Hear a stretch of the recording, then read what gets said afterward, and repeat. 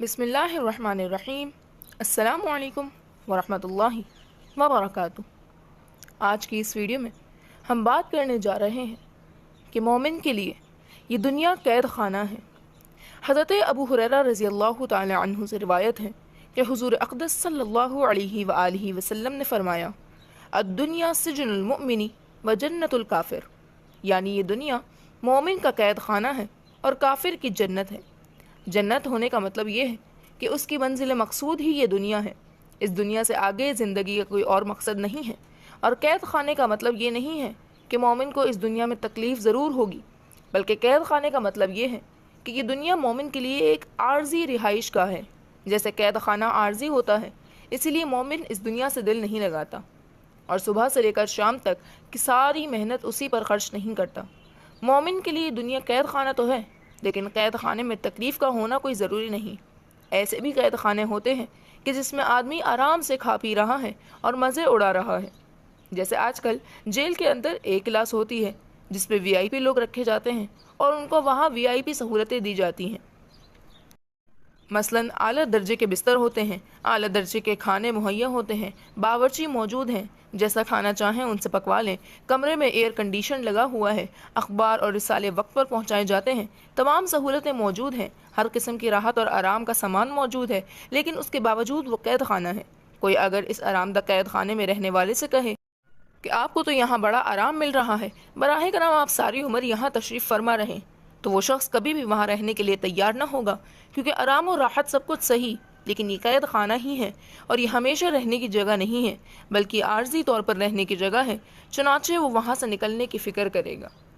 بہرحال حضور اقدس صلی اللہ علیہ وآلہ وسلم نے فرمایا کہ یہ دنیا مومن کے لیے قید خانہ ہے، یعنی اگر اس کے پاس دنیا میں مال و دولت ہو، نوکر چاکر ہوں، کوٹھی بنگلے ہوں، گاڑیاں ہوں، دکان اور کارخانے سبھی کچھ ہوں، لیکن مومن کو یہ حقیقت کبھی فراموش نہیں ہوتی کہ اس کو یہ چیز چھوڑ کر جانا ہے اور یہ دنیا ہمیشہ رہنے کی جگہ نہیں ہے۔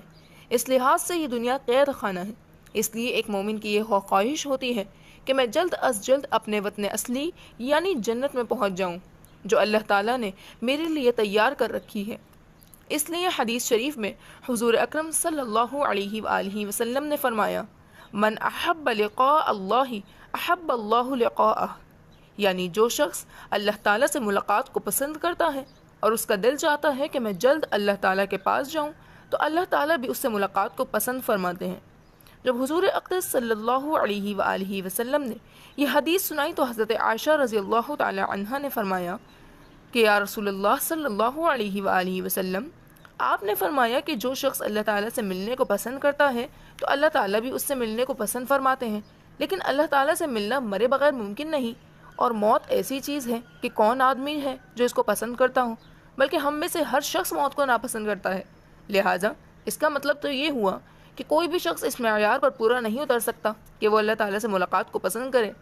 حضور اقدس صلی اللہ علیہ وآلہ وسلم نے جواب دیتے ہوئے فرمایا، اے عائشہ رضی اللہ تعالی عنہا، اس کا مطلب یہ نہیں ہے جو تم سمجھ رہی ہو، بلکہ اس کا مطلب یہ ہے کہ جب ایک مومن اللہ تعالیٰ کی رضامندی اور خوشنودی کا اور جنت کا تصور کرتا ہے تو اس کے دل میں یہ خواہش پیدا ہوتی ہے کہ کاش میں جلدی سے اس مقام تک پہنچ جاؤں۔